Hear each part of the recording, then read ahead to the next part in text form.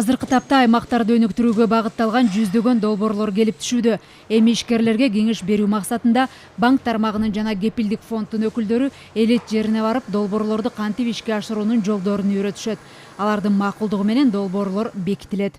Жаңы мекеме уюмдарды ачуу болуп эсептелинет. 2019 жылдын ушул мамлекеттик бюджетке 2 миллиард сом тегерегинде акча каражаты каралган. Ушул акча каражаттарын региондорго жумшоо, ал жакта жаңы ишканаларды ачуу, бизнес проекттерди колдоо максатында коюлган. Долбоорлордун ээлеринен насыя алууда бир топ жеңилдиктер каралган.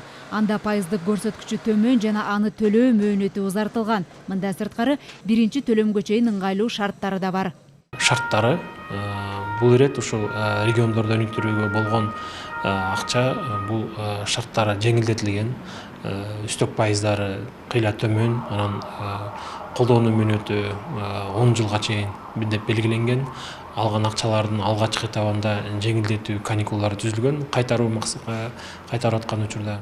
Жалпы бөлүнгөн 2 миллиард сом каражат аймактардан келип түшкөн долбоорлорго жараша бөлүнөт.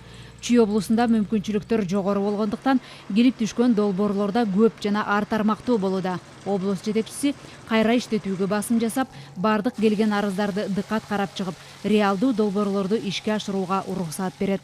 Эски токтоп калган ишканаларды кайта жандандыруу, андан бөлөк жаңы бүгүнкү заманбапка туура келген жаңы ишканаларды түзүү, жаңы иш орундарды түзүүгө багытталган. Анан эң негизгиси болуп, бул кайра иштетүү багытында. 3 жуманын ичинде биз дагы 15тен дагы бир 20 долбоорго чейин берсек деп пландаштырып турабыз. Ошондой тапшырма бердик. Учурда бардык облус жетекчилери, район башчылары менен биргеликте кайсыл долбоорлорду ишке ашыруу максаттуу болоорун талкуулап жатышат. Жергиликтүү бийлик өкүлдөрүнө кыска убакыт аралыгында арасынан татыктууларын тандоо тапшырмасы коюлган. Долбоор өлкө башчысынын аймактарды өнүктүрүү демилгесинин алкагында ишке ашууда. Элиза Нурматова, Азамат Кыдыр Токтоев, Ала Тоо 24.